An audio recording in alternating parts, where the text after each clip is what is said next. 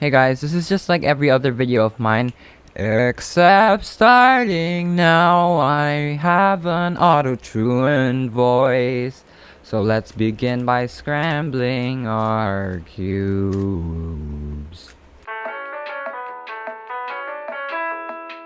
And there we go, I think my cube is scrambled.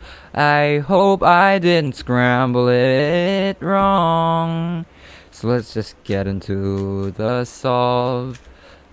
Oh, there's 2 free pairs. I will take that. And we're on to OLL and PLL. And we got a sub 15.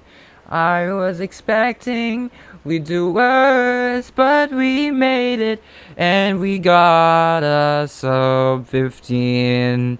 Now, thank you for watching this video. Goodbye.